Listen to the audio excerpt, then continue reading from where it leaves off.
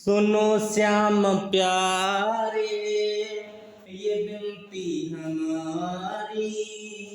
सुनो श्याम प्यारे, ये विनती हमारी।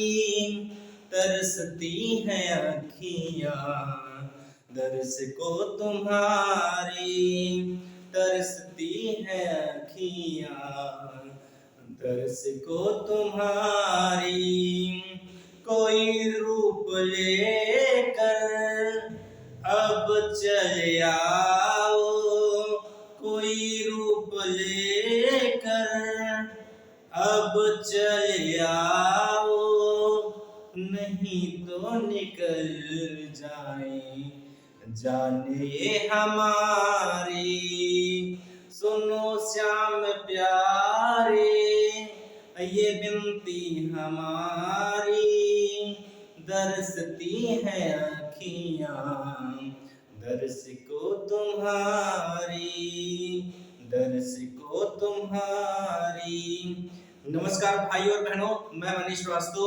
मनीष की वीडियो में आपका हार्दिक स्वागत करता हूं। आज का सेशन बहुत प्यारा सेशन है और ये इंग्लिश ग्रामर का सेशन है। टॉपिक का नाम है नरेशन। मैंने नरेशन की फर्स्ट वीडियो चैनल पे अपलोड कर दी है। यदि आपने नहीं देखा है तो सबसे पहले आप जाकर उसको देखिए। उस नरेशन के वीडियो में 5 प्रकार के नरेशन होते हैं: assertive, interrogative, imperative, objective, explanatory. तो असर्टिव तक बातें मैंने की थी। आज मैं बात करूंगा इंट्रोगेटिव की, कि अगर कोई इंट्रोगेटिव सेंटेंस होगा तो उसको कैसे हम इनडायरेक्ट में चेंज करते हैं। तो बिना देर किए चलिए शुरू करते हैं। तो यहाँ पर आप देख पा रहे होंगे लिखा है नरेशन। नरेशन में क्या होता है? नरेशन में होता है कथन, और ये आप पर है पार्ट 2। और ये इंट्रोगेटिव है। इंट्रोगेटिव में होता है प्रश्नवाचक, सेंटेंस में होता है वाक्य। इसकी पहचान की जाए तो पहचान इतनी सी है कि अगर मान लीजिए कोई सेंटेंस दिया है, जैसे मान लीजिए डायरेक्ट स्पीच है, Ram said to me, comma inverted comma. अगर इस कामा इन्वर्टेड कामा के बाद हेल्पिंग वर्ब से अगर स्टार्टिंग होगी तब ये इंट्रोगेटिव सेंटेंस होगा, या WH से स्टार्टिंग होगी तब ये इंट्रोगेटिव होगा। जैसे Ram said to me, Ram ने मुझसे कहा कि वी यू हैप्पी, क्या तुम खुश होगे। या Kabir said to her, Kabir ने उससे कहा वेयर आर यू गोइंग, तुम कहां जा रही हो। तो ये कामा इन्वर्टेड कामा के बाद यहाँ पर हेल्पिंग वर्ब से स्टार्ट हुआ है, तो ये भी इंट्रोगेटिव का भाग है। और अगर वेयर से स्टार्टिंग भी है तब भी ये इंट्रोगेटिव का ही भाग है। तो ये 2 प्रकार के इंट्रोगेटिव होते हैं, जिसे हम लेवल नंबर 3 और लेवल नंबर 4 के अंदर पढ़ेंगे।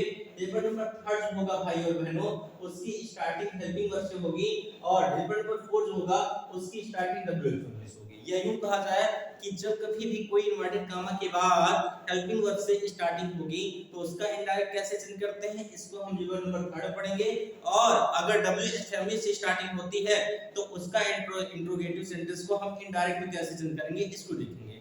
तो पहले मैं आपको पढ़ाऊंगा लेवल नंबर 3 और उसके बाद मैं पढ़ाऊंगा लेवल नंबर 4। आप सोच रहे होंगे मनीष सर यहाँ फर्स्ट और सेकंड क्यों नहीं लिखा?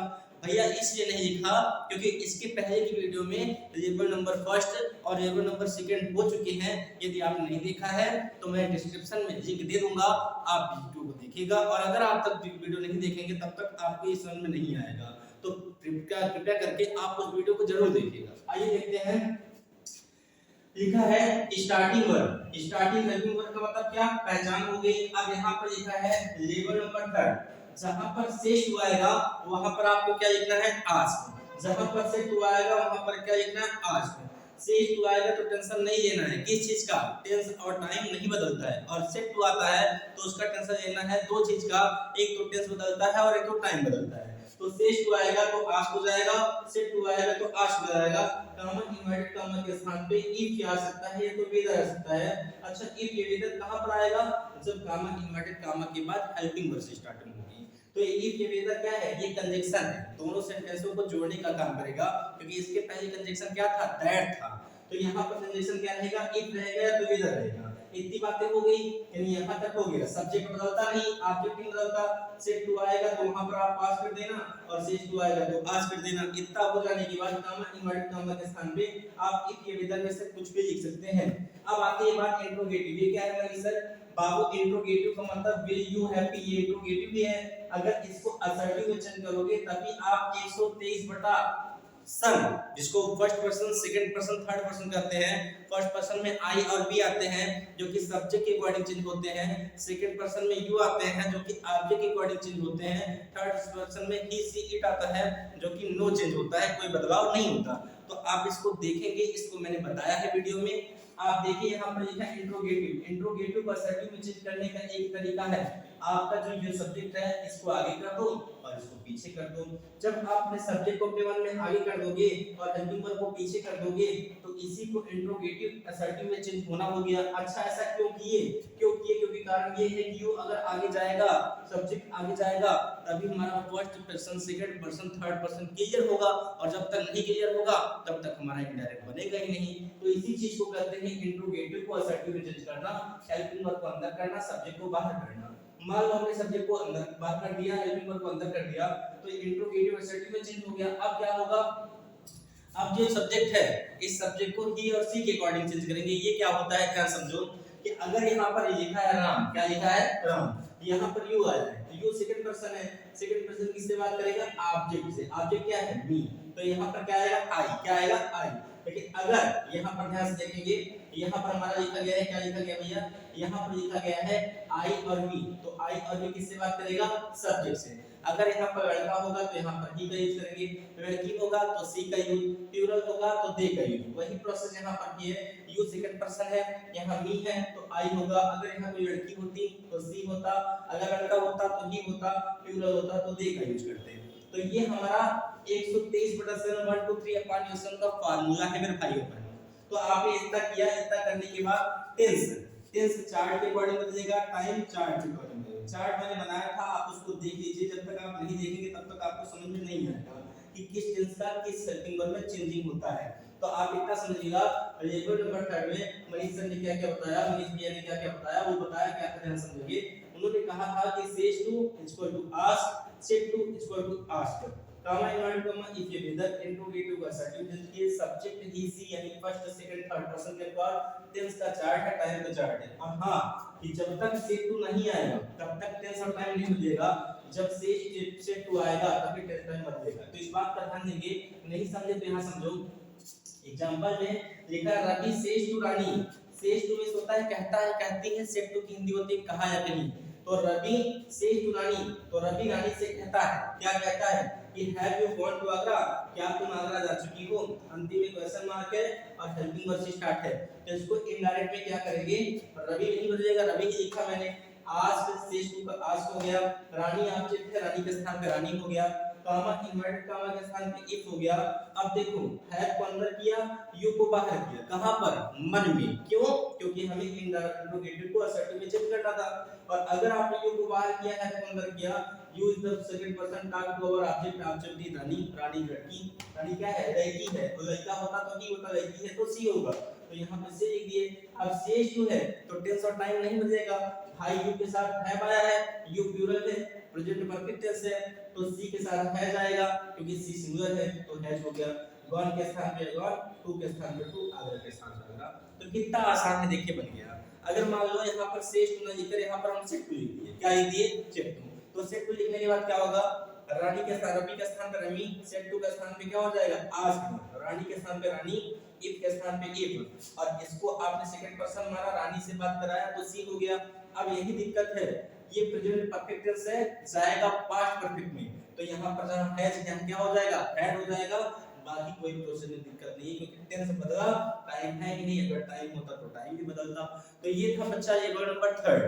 आइए इसका एक बार स्क्रीनशॉट लेते हैं, फिर बात आगे बढ़ाता हूं। देखिए आप इसका अच्छे से स्क्रीनशॉट लीजिए, इसका पेयर कंप्लीट करिए। पेयर बहुत जरूरी है भाई, पेयर तक नहीं बनाएंगे मजा नहीं आएगा। स्क्रीनशॉट हो गया। अब आप देखिए, हम आगे बात करते हैं आपसे। आगे देखिए, आगे हम बात करने जा रहे हैं लेवल नंबर 4। लेवल नंबर 4 क्या है? इज्जत स्टार्टिंग WH में शुरू। तो वही प्रोसेस है, सेज टू के स्थान पे आज करना, सेट टू के स्थान पे आज करना, कॉमा इन्वर्टेड कॉमा के स्थान पे जहां पर इफ या वेदर लिखते थे वहां WH भी कर देना। इंट्रोगेटिव को असर्टिव में चेंज कर लोगे, सब्जेक्ट ही सी हो ही जाएगा, टेंस बदलेगा चार्ट के अकॉर्डिंग, टाइम बदलेगा चार्ट के अकॉर्डिंग। कब? जब सेट टू आएगा तब। कॉमा इन्वर्टेड कॉमा के स्थान पे जहां पर इफ या वेदर होता था वहां पर जो WH भी आएगा, जैसे कब, कहां, कैसे, कितने, कौन, where, when, how, why, what, ये सब जो वर्ड्स आएंगे यही कंजक्शन का काम करेंगे। तो इसी को आपको क्या करना है, कंजक्शन बना देना है। जैसे Rakesh says to me, Rakesh मुझसे कहता है where are you going today, तुम आज कहां जा रहे हो। इस बात को राकेश ने मुझसे कहा और मैं आपको बता रहा हूं, तो मैं कहूंगा राकेश सब्जेक्ट नहीं बदला, सेज टू है तो आज हो गया, मी नहीं बदला ऑब्जेक्ट है, कामा इनवर्टेड कामा के स्थान पे जो आपका WH आया है वही कंजक्शन हो गया। यदि हमने इसको उठाकर यहाँ रख दिया तो बचा क्या हमारे पास, आर यू गोइंग टुडे, और are you going today interrogative है, इसको असर्टिव में चेंज करेंगे तो यू को अपने मन में आगे जाएंगे, आर को अपने मन में पीछे जा जाएंगे। तो यू सेकंड पर्सन किससे बात करेगा, ऑब्जेक्ट, ऑब्जेक्ट क्या है, मी है, तो यहाँ क्या हो जाएगा, आई हो गया। अगर यहाँ पर आई हो गया तो टेंस कौन सा है, प्रेजेंट कंटीन्यूअस है, जाएगा पास्ट कंटीन्यूअस में नहीं बाबू, क्योंकि क्या है, सेज टू है। और अगर सेज टू होता तो चेंज होता, तो यहाँ पर एक साथ आर आता है, यहाँ आई साथ एम हो जाएगा, तो आई एम गोइंग के स्थान पे गोइंग, टुडे के स्थान पे टुडे। लेकिन मान लीजिए यहाँ पर सेट टू ना आकर यहाँ पर सेट टू आया होता तो क्या होता, तो यहाँ पर अगर सेट टू आता तो हम करते क्या, यहाँ पर हम लिखते, यहाँ पर अगर सेट टू आता तो यहाँ पर हम लिखते क्या, लिखते हम लिखते राकेश आस्क्ड मी। अब ये कंजक्शन हो गया, आई हो गया, ये प्रेजेंट कंटीन्यूअस था, जाएगा पास्ट कंटीन्यूअस में तो आई साथ बात हो जाएगा, और गोइंग के स्थान पे गोइंग, टुडे के स्थान पे जाएगा। टेंस बदल गया, टेंस बदला और टाइम भी क्या हो गया, बदल गया। तो टेंस टाइम बदलेगा कब, जब सेट टू आएगा तब, और अगर सेट टू नहीं आएगा तो टेंस टाइम नहीं बदलेगा। तो आप इसका भी स्क्रीनशॉट ले सकते हैं, तुरंत ही आप स्क्रीनशॉट लीजिए, फिर मैं आगे बात करता हूं। तो मेरे प्यारे भाई और बहनों, पार्ट नंबर फर्स्ट मैंने पढ़ाया था कि नरेशन किसे कहते हैं, कितने भाग होते हैं और उसको कैसे पढ़े, हर एक चीज बहुत विस्तारित तौर से बताया है। ये नरेशन का सेकंड नंबर पार्ट है। अब वीडियो बराबर आपको आती रहेगी, तो कृपया करके वीडियो को लाइक करिए, शेयर करिए, कमेंट करिए और चैनल को सब्सक्राइब करना न भूलिए। मिलते हैं नेक्स्ट वीडियो में, तब तक के लिए धन्यवाद। जय हिंद, जय भारत, स्वस्थ रहिए, मस्त रहिए।